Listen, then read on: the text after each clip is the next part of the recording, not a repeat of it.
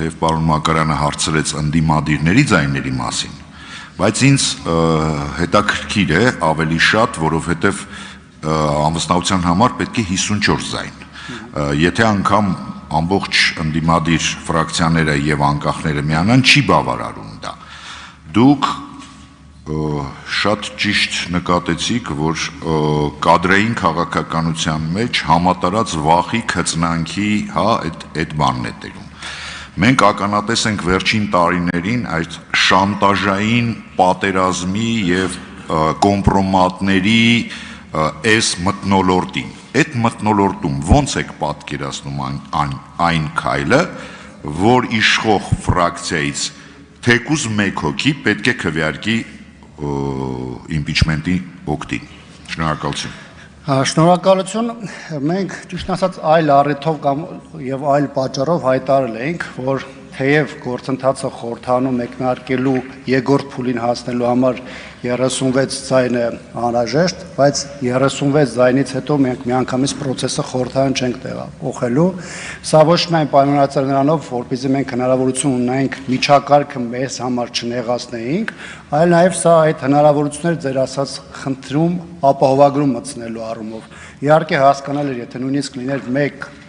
իշխող ֆրակցիայից մեկի հայտարարությունը կամ նույնիսկ դրա վերաբերյալ արտահոսք բոլորիս համար հստակ է, թե ինչ գործընթաց նրա նկատմամբ կսկսի եւ նաեւ դրանով է պայմանավորված, որ մենք հայտարարել ենք, որ process-ը խորհրդային կմցնենք, ըստ այդմ նաեւ կհանրայնացնենք նաեւ այդ մարդկանց ստորագրությունները այն դեպքում, երբ որ մեր համար արդեն հստակ լինի, որ այդ ձայները ոչ թե 36-ի են հասել, այլ 54-ին են մոտենում։ Իհարկե այդ հանգամանքը նաև ունի այլ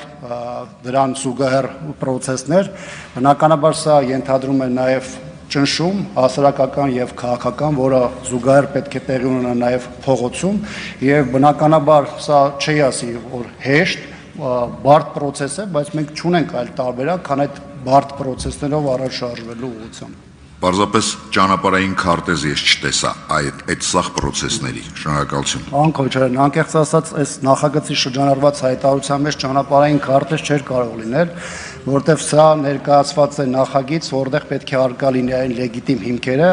ինչը մեզ հնարավորություն է տալիս process-ը խորհրդանում տանելու մասով։ Այս լսումները այն ամփոփիչ կետը պետք է դառնա, որտեղ հստակ պետք է լինի ճանապարհը, որի մի տարբերակը հանրապետականը ներկայացրել է, որից հետո հաջորդող ժամանակահատվածում հիմնական դերակատարները, որոնք այդ ճակատի մաս են կազմելու, արդեն իսկ այդ ամբողջության նաև գործընթացի մասնիկն են դառնալու եւ շարժվելու են այն ճանապարհային քարտեզով, որը մեր համար ուրվագծված է։ Շնորհակալություն։ Շնորհակալություն, պարոն Աբրահամյան, պարոն Սարգսյան։ Պարոն Աբրահամյան, երկու կարճ հարց։ Առաջինը